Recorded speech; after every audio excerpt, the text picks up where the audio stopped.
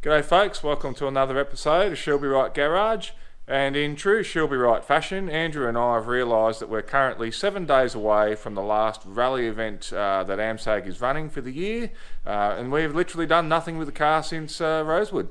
How do you feel about that, Andrew? Standard practice? Busy, mate. Busy, flat out at work, and you know how it is. Busy with life, all the rest of the BS that we can come up with. So anyway, for this video we've got to start getting the car ready. We got a 650 Holly that we're going to replace the Sniper with. Whilst I know a lot of people want to see us continue with the Sniper, the reality is we will keep it. We'll keep it for another car, but we just want to have that little bit of extra security and reliability, just in terms of dealing with an old school carburetor and all the vibrations and all the variables that we do get under a rally circuit. So I still think the Sniper is a good product, but maybe just not for what our intended purpose is. So why don't we get started on that? We'll take care of the 650. And here we have the 650 double pumper, mechanical secondaries. Got a full rebuild kit ready to go. So I think we might start off with actually putting our old parts in a bucket of fuel and start cleaning them out.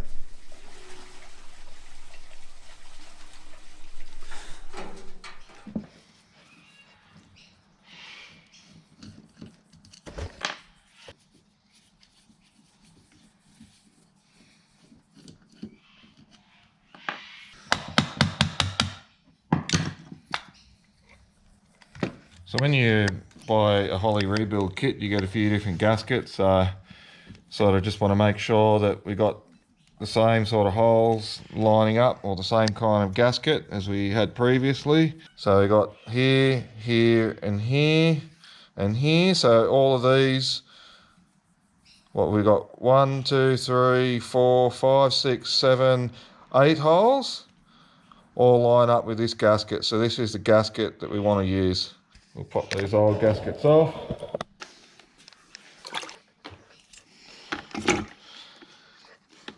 Righto, so while that's soaking, why don't we continue on with the rest of the car? We'll start getting the front end up and the rear end up. We've got to deal with a replacement pump underneath, and we've also got to take the bonnet off and start removing the Sniper again. Righto, so we may as well start with pulling the bonnet off whilst it's low on the ground. So if you want to take a closer look at how a 34 Plymouth bonnet works, we can actually see that we've got the little radiator cap there. So we need to actually put both bonnets down to start with.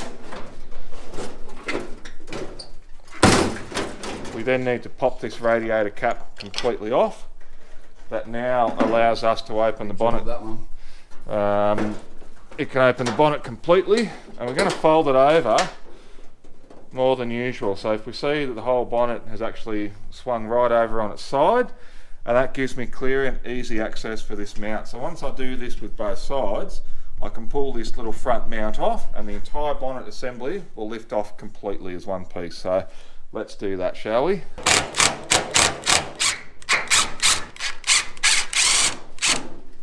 So as we lift that up, that slides out, and this whole bonnet assembly will slide out.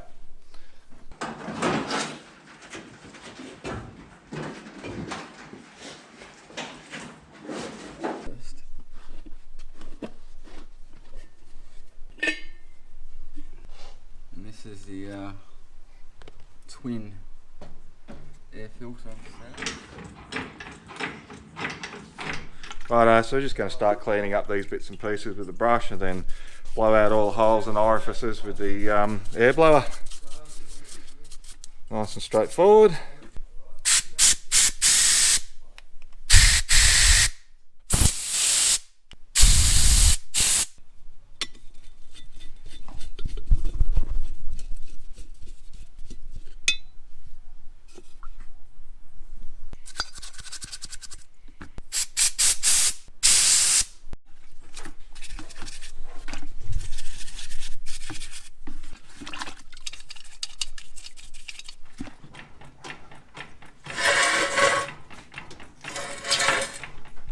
so back onto the carburetor, we'll start by removing the power valve. It's a 1 inch. There is a gasket that's used. We can compare and see the old gasket there. We're provided with a new gasket here that matches. So I'm going to hold that this way instead and screw it on like so, so that the gasket doesn't slip side to side. And now as we flip it over, we've got a nice even finish all the way around. So we've been recommended a 5.5 by the dyno tuner. Unfortunately we won't be able to make it in time, but hopefully it's enough to get the car running and we can go and drop that off after the event. He's also recommended certain sizes of jets, and if we have a close look, these are 67 and he recommended those all round. So we're now going to swap out the original jets. I've already got one loose. If we look closely, this is a 65. I don't know if you can see that. But we're going to swap all the jets out and we're going to run brand new jets. So the next thing we're going to deal with is the needle and seats. There is an adjustment from this point here to here, so we need to make sure that we follow that and keep that within specifications. But pretty straightforward dealing with the needle and seat. If we have a look here on a Holly, as we screw this up and down, you notice the change in the height. So it's just something to be aware of as we're installing it. These are our little squirters, out they come. We've also got our fuel bowls adjusted roughly in place, and we're going to use the sight tube there to fine tune it once it's on the car. And of course we've also got some new gaskets for the bowl bolts. Righto, so let's slam this carburetor back together.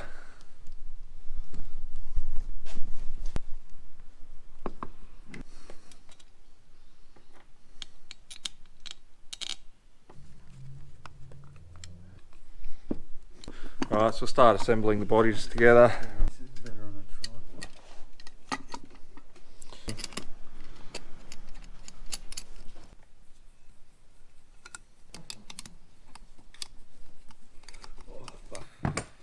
So for those watching at home, we want to run our fuel line and regulator on this side. We should have enough clearance as we run through, because we're actually running from above here, so ignore this lower piece. It's not actually going to be in the way, because this is the side where the fuel intake is going to be regardless, as it comes from the rear of the motor. So normally when you see them on Hollies, it's on the other side. So we're going to attempt it this way first, but failing that we can always swap it over to the other side. So with the carburetor all back together, we've got a Holly blue fuel pump. So why don't we crawl under the car now that it's jacked up and swap that over for the old system that was there. I used to have a low volume K&N fuel pump, and I've also got a VL Commodore fuel pump, and I've got a swirl pot, so we're going to remove that now and literally just run this in its place. We've also got a regulator, which is part of the kit with the Holly blue. We're going to run that in the engine bay pretty much just before the carburetor. Here we are outside Ride Auto Parts. We've got to get our little bungs and attachments for the pumps and regulator. After picking up these bungs from Ride Auto Parts, we're just going to put a bit of the thread tape on it and lock them all in.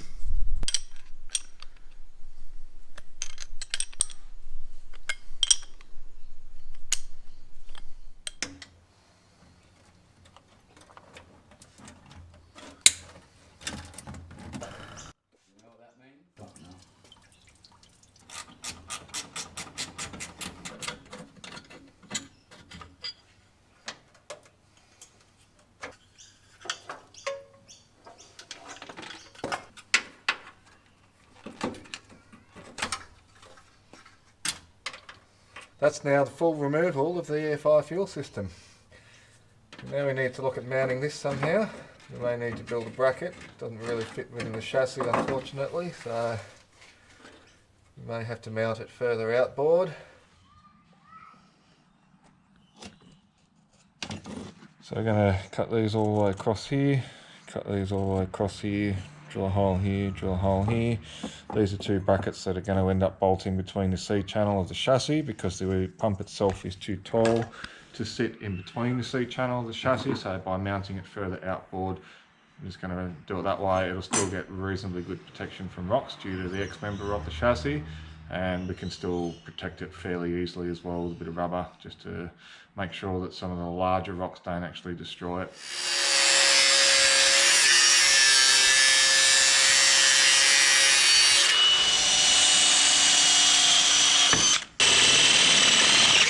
So with these brackets loosely mounted in place, we can now mount that up onto the chassis, then weld these brackets onto the chassis, remove it after spot welding, and then fully weld it. And at least we've got our brackets there now. They'll be strong enough. They'll withstand fatigue anyway.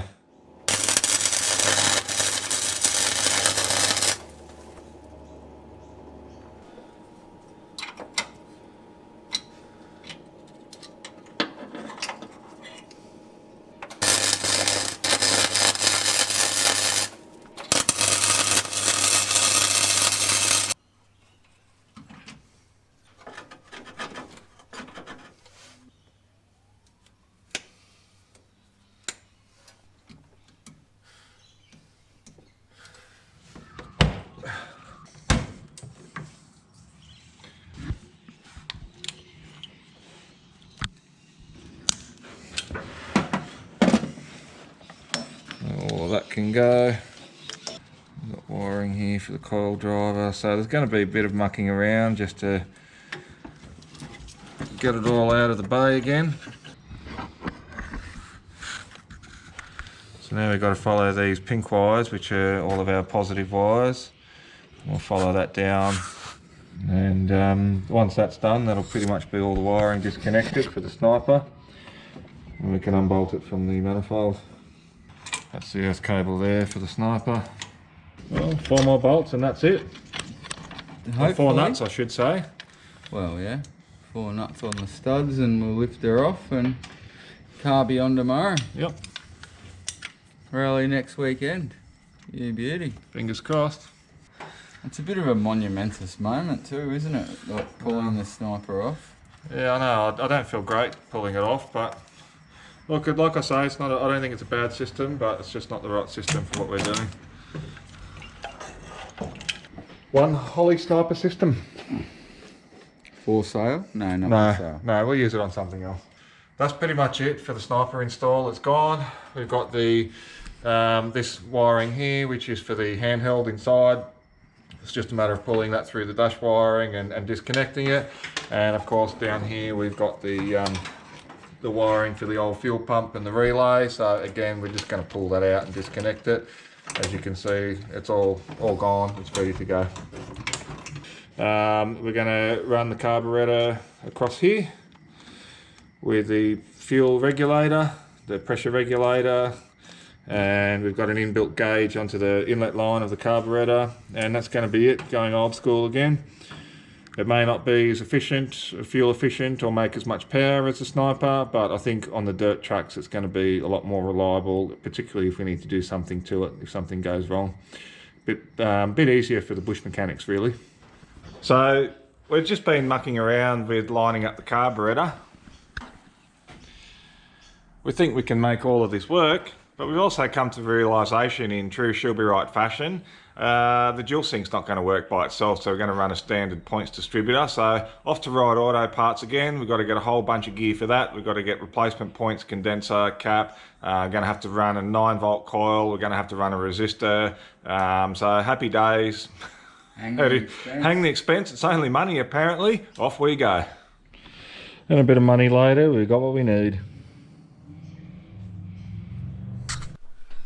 So I'm going to start by removing the old distributor cap. They're all pretty well numbered to begin with, so it doesn't really matter if I pop all the leads off. I can still use that as a reference.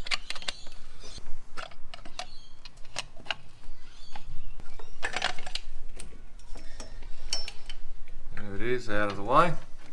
So I can put a little bit of a mark on the manifold there just to give it a rough idea on where I want to put it back.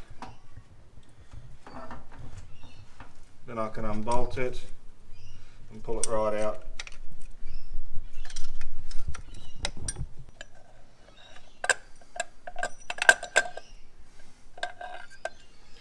And here it is. So this will all probably get used in a 66 Mustang project that I've got that'll have a warm 5 litre Windsor. So it's not going to go to waste. Bit of a shame that we've had to take it out of this hot rod, but so be it. I can now drop the old point style distributor in place.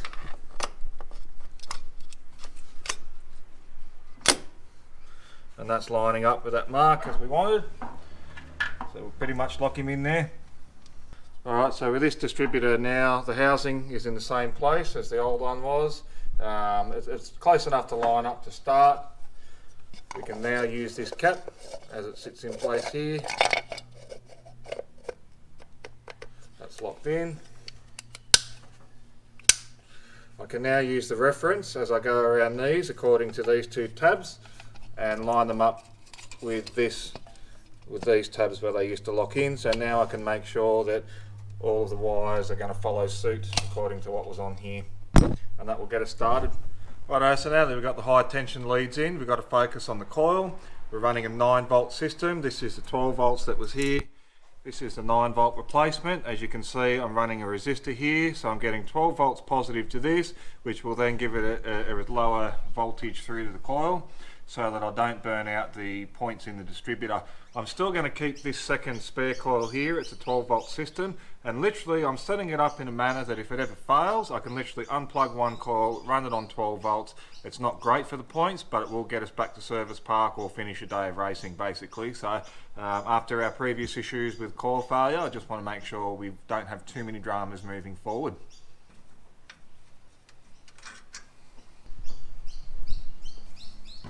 So we've got positive from the ignition straight onto here.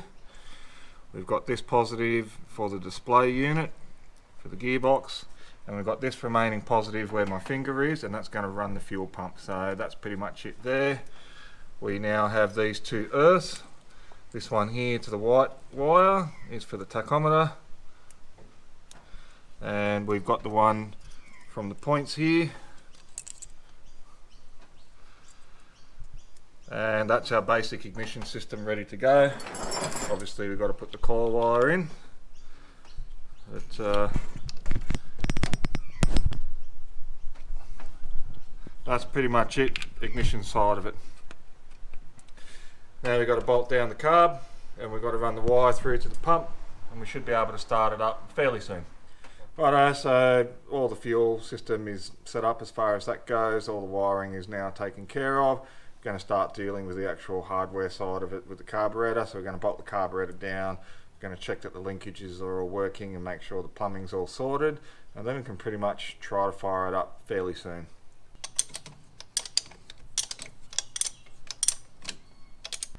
Alright, so as we have a look here, this is where the rod goes in, and what we use is the spring typically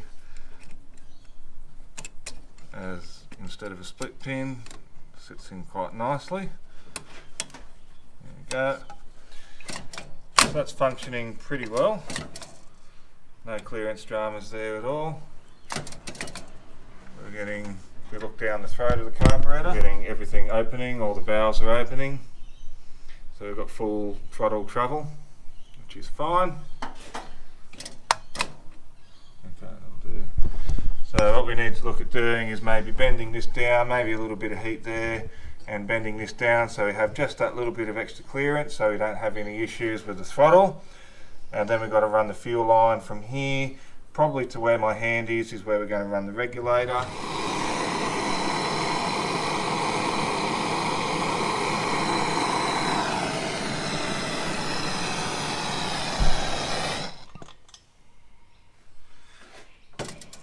So now we have plenty of clearance. I'm satisfied with that. Alright, so we've worked out we want to put the fuel regulator roughly here. That's going to connect up here. So we've got some Tech screws that we've got to put into the firewall, and we should still get some reasonable adjustment as well here to adjust the fuel pressure even with the bonnet in place. So we've got pretty good accessibility all around. Let's lock it in place there.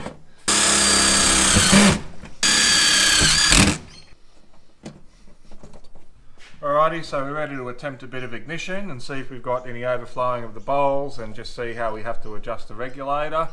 As soon as we're satisfied that the bowls are alright, we'll fire him up.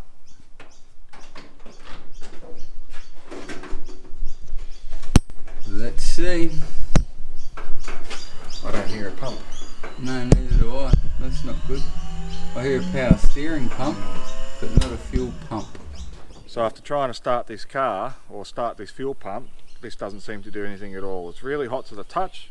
I've taken it out of the hot rod, and if we have a look here and compare it on this battery here, not a single peep out of it. It'll give a spark, but no noise from the pump whatsoever. It gets hot, it doesn't pump any fuel. So you've got to beg the question, how much money does a person need to pay in order to get reliability? So this is a brand new Holly Blue fuel pump. So I'll be contacting the seller to find out what they're going to do about it, but I'm going to have to deal with it now in terms of spending extra to find something local. I'm not happy. Alright, so quick trip to Rocket now. We've got a replacement pump. We've just got the Aeroflow brand, which is apparently the same as the Holly. So we're going to swap this out now. Going to return the Holly to the seller through eBay. Let's get this fired up. It's about time we get it going. Righto, so we just put the Aeroflow pump in. Let's see what we're dealing with. We'll hook up the positive. We'll just see if it does anything first. Oh, You can hear that. Alright, we've got a leak here. Carburetor. I'm going to sort that out. Alright, so we sorted that leak. We've got a bit of fuel pressure happening now. We just got to make sure, we've got to check with the gauge that we've got a decent pressure. So let's see what we're running. we'll try and get it, but yeah, I think we should get it. And we're on 9.5, so Righto. still too high. So we want to get it around about 5 to 5.5. So we'll wind the regulator out for that and try again. Yeah, we're on about 8. Okay.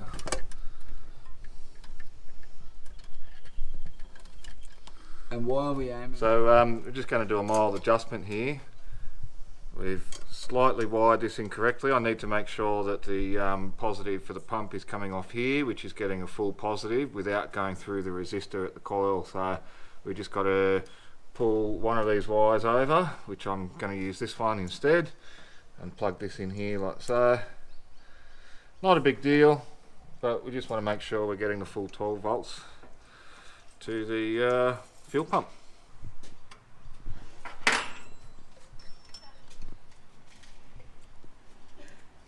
Try and get him going. Sit back a bit so we don't melt the camera. There's a working fuel pump. That's it.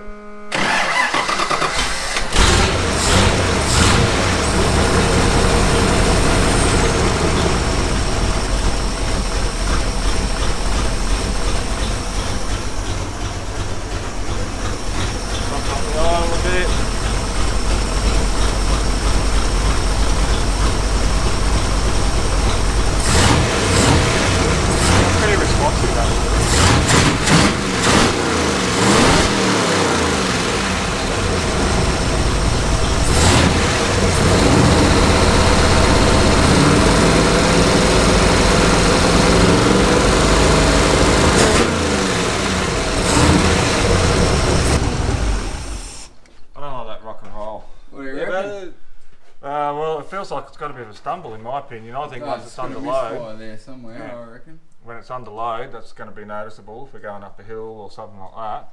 Question is whether we can just get it going well enough to do this rally and dyno tune it later. So just adjust the timing and fuel mixtures a bit. It's not too bad now.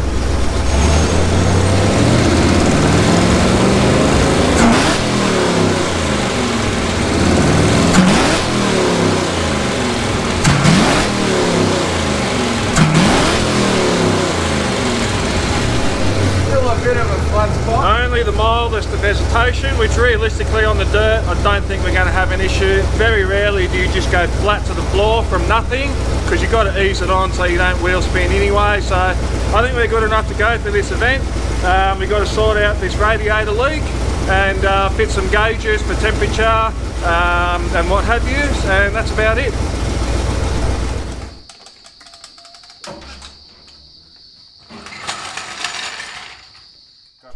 Righto, so we've got most of the radiator disconnected now, just got to undo these hoses and we can actually pull this entire assembly off in one go pretty much.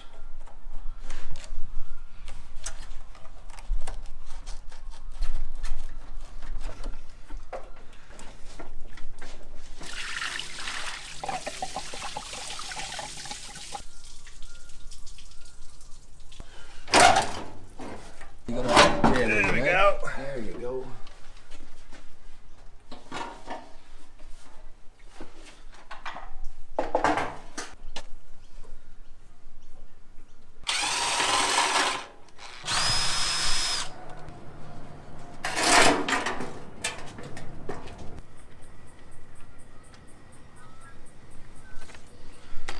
Alright, let's get this in the bathtub and see what sort of leaks we're getting. Righto, here we are. In case there's any questions about it, I am clearly single. I would not be able to get away with this otherwise in the family bathtub. But anyway, let's check it out, what sort of bubbles we're getting. So we're going to need to remove the outer mounting bracket here and then have a look at the top tank and resolder it. So let's get that outside and do that now. Righto, so the initial thoughts that we had was that it was lower down in the core here because that's all we could see in the car, but as it turns out it looks like it's in the top tank behind this mounting bracket there, so we're going to have to undo all the solder there and expose it and get a better look.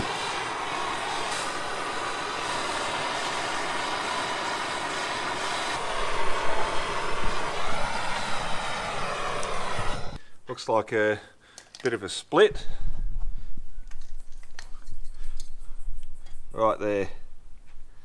So we're going to clean all of this area up thoroughly, we're going to resolder it all, and then we'll put this top bracket back on. But we're going to test it with the top bracket off first, just to make sure that the leak has been rectified.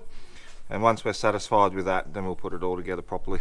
And after a thorough clean, you can see exactly where the split is. Quite a large one actually.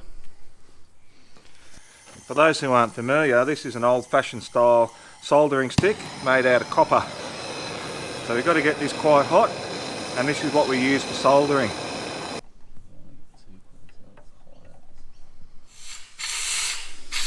No signs of bubbles anymore. I'm happy to call that the curd. So what we'll do is we'll join that back together now and test it again.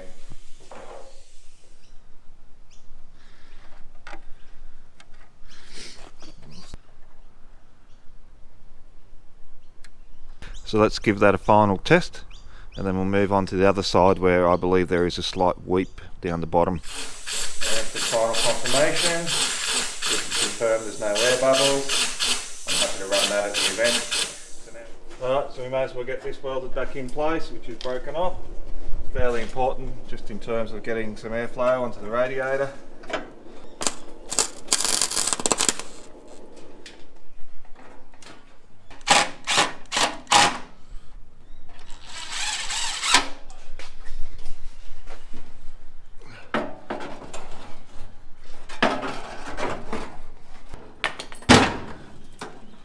We'll body mould up together and put the bonnet on, fill him up with water, and good for scrutineering. And then after scrutineering, we're going to look at dealing with the gauges, and that'll be pretty much us ready for the rally. Get your end in. Yeah, I'm going to stand like that. Yeah. I'm going to stand up there.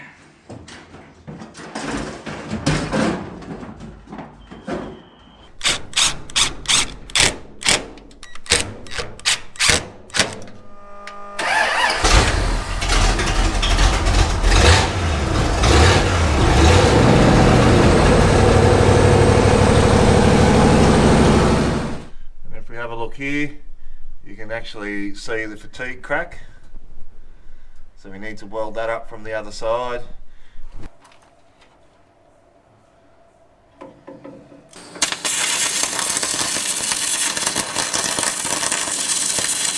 Well, it's ugly, but it will do.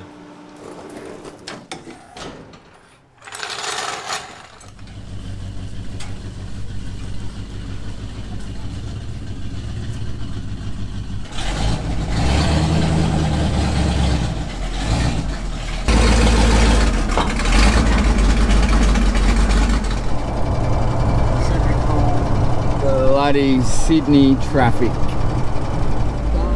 Righto, quick drive around the block after scrutineering, make sure it all feels good, and load him up and go home.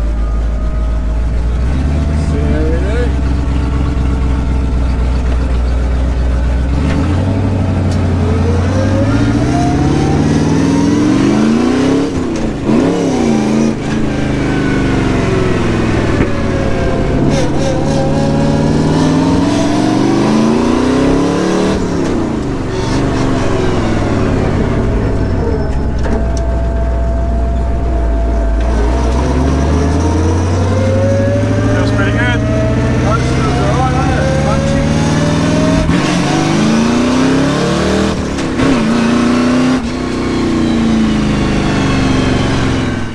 So with scrutineering done and dusted, I've got to look at fitting up these gauges now. I've got a voltmeter, an oil pressure gauge, and most importantly, I think at this stage, is the temperature gauge. I've also got some oil pressure sender and temperature sender to suit. I may be able to get away with the original sender, hopefully. I also managed to dig up a couple of brackets to help mount it. Just owned them for a long time and randomly found them. Got to make a third one up, unfortunately, but look, let's get these knocked in and that'll be us ready for our rally, I think. Alright, so I see some red here. It's off now, isn't it? Yep. And that'll be going on? Yep. And off? Yep. Okay. So now that I've got all the wiring pieces that I need, I can plug it into the car. So as part of what I'm doing, I also want to change the oil sender. I want to maintain the light, but I also want to have an oil gauge, one that shows the varying pressure. So this is the unit that holds the light. So fortunately, by arranging my spare brass fittings like so, I can now run the standard oil light switch and the pressure gauge switch like that.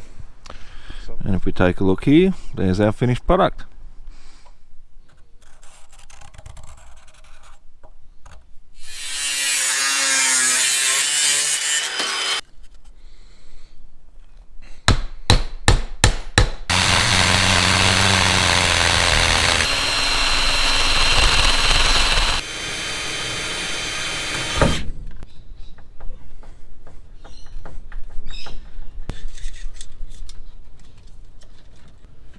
In fact, why don't I try them out?